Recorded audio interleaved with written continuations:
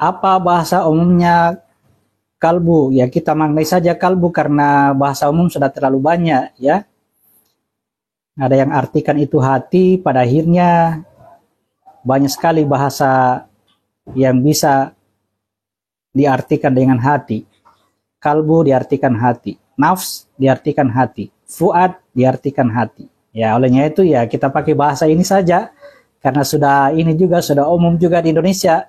Kita pakai saja kalbu, tapi kalau didengar sama orang Arab ini nanti dikira ya sebut anjing. Anjing, kalau kalbu itu anjing ya. Kalau hati itu kolbu. Tapi kita kan bukan orang Arab ya.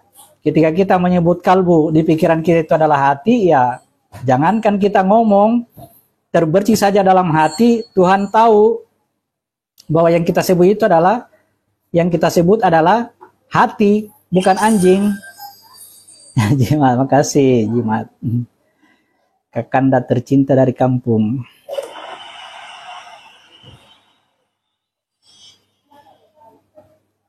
Apakah semua yang sudah dilakukan keseharian itu terbawa ketika mendirikan sholat?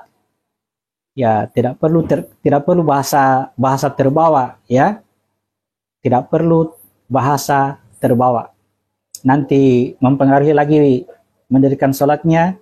Nanti dikira pada saat mendirikan sholat yang pernah kita lakukan dalam keseharian kita masuk di pikiran kita, akhirnya terjadi kemungkaran lagi. Ya. Praktek mendirikan sholatnya lakukan saja, mendirikan sholat. Tugas kekhalifahannya lakukan saja, memberi manfaat. Ya. Baca kitabnya, baca kitab saja. Nah ini yang berkaitan biasanya baca kitabmu, dirikan sholat. Nah beberapa hal yang ketika kita membaca Al-Quran tidak paham, ya.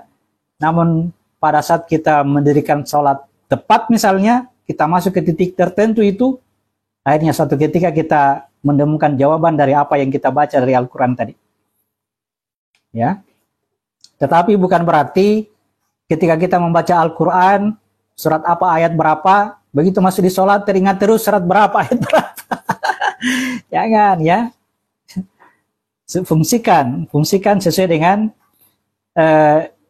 keberadaannya masing-masing. Ya. Jangan dicampur aduk. Masya Allah, nikmat apa lagi yang kamu dustakan? Nah, Fabiai ala'i rabbikuma tukazziban. Nikmat apa lagi yang kamu dustakan? Sudah ada di situ. Minta keselamatan sudah ada di situ.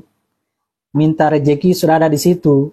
Persoalannya rejeki ukurannya materi fata morgana yang sebetulnya tidak ada. Coba dikumpulkan semua materi ini, sudah ada istana, sudah ada perlengkapan perabotnya di dalam, semua serba elit, ya, begitu lengkap tiba-tiba napas sampai di tenggorokan. Masya Allah, kita sudah kumpul-kumpul ini materi, tiba-tiba begitu meninggal tidak ada satupun yang dibawa.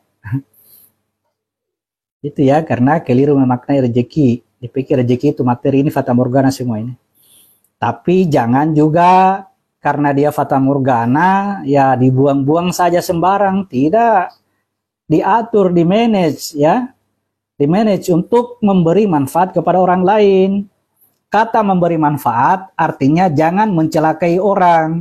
Mencelakai orang itu artinya ketika orang kelaparan, ketika orang tidak bekerja, dia menunggu saja apa yang kita dapatkan, karena yang kita dapatkan berlebihan, ya. Setiap bulan selalu dapat 5 juta, 5 juta, 5 juta, maka kita selalu berikan dia 500.000, tiap bulan 500.000, lalu dia hidup dengan itu. Dia hanya duduk-duduk, ongkang-ongkang kaki di situ. Itu namanya mencelakai dia. Ya, itu tidak memberi manfaat ke dia, mencelakai dia. Jadi yang bermanfaat itu artinya kalau memang kita mampu, tadi dia penganggur, tidak punya pekerjaan, coba lihat keahliannya. Ya, ada kekuatannya untuk bisa kerja di bengkel motor misalnya, atau jadi tukang cuci motor, tukang cuci mobil. Bikinkan dia lapangan kerja. Nah, itu menyelamatkan. Karena keselamatan orang tergantung apa yang ada, kemampuan yang ada pada dirinya, lalu kemudian dia tidak memberi manfaat kepada orang lain, itu kecelakaan itu. Ya, jadi kalau kita menolong orang, tolonglah dengan selamat dan menyelamatkan, ya. Berbeda kalau orangnya lumpuh, orangnya buta, ya, makan pun harus disuapi. Itu kalau ada orang seperti itu di depan kita, ya kita harus suapi dia. Tetapi kalau ada tangannya, ya makanan itu berikan ke tangannya, biar dia menyuapi sendiri. Gitu. Itulah kawan-kawan ya, berilah menjadi orang yang bermanfaat. Beri manfaat, jangan mencelakakan orang lain. Doa memperbaiki cacat juga Ustaz. Iya, doa itu, sholat adalah doa. Doa sangat memperbaiki cacat. Karena apa? Karena tadi itu kalau kita tidak berdoa, rahmat Allah menutupi kitab kita, ya di situ nanti kita lihat pada saat kita terjadinya kebaikan karena Allah menutupi keburukan kita, melakukan kebaikan, di situ dilihat kemungkarannya, ingkar atau tidak. Kalau kita tidak ingkar, berarti kitab itu akan diperbaiki, cacat kita akan diperbaiki. Tapi kalau orang beriman, tidak menunggu itu dia berdoa menggunakan Asmaul Husna, menggunakan nama-nama baiknya Tuhan.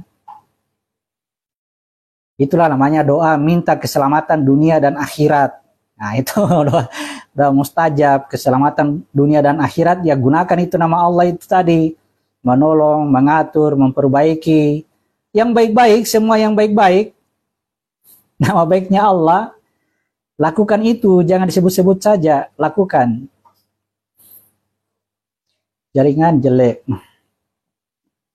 Ya ini la haula wala quwata illa billahil alil azim, gitu ya. Tidak ada daya dan upaya kecuali Allah. Ruh itu makhluk atau bukan, tergantung cara pandangnya ini kawan-kawan. Ingat Tuhan itu meliputi semuanya. Ya, jadi kalau dipandang secara keseluruhan sendiri satu berarti Tuhan. Itu untuk bisa membedakan yang mana makhluk, yang mana Allah. Ingat, Allah itu tidak boleh punya sekutu meskipun sebesar zarah, tidak punya teman, ya. Dia tidak punya teman, dia berdiri sendiri. Qiyamu binafsi. Jadi bagaimana dengan makhluk? Seluruh makhluk adalah dirinya sendiri, seluruhnya. Yang tak dalam bentuk nyata adalah huruf hanya Allah. Makhluk dalam bentuk wilayah jin adalah huruf lamnya Allah. Makhluk dalam bentuk malaikat atau ruh adalah huruf lamnya Allah. Nah, lalu kemudian alif sendiri adalah dirinya sendiri. Jadi siapa yang disebut Allah? Mencakup semuanya. Alif, lam, lam, ha. Mencakup semuanya. Jangan diurai. Kapan diurai, maka makhluk jadinya. Oke. Jadi bisa dipandang sebagai makhluk, bisa juga bukan.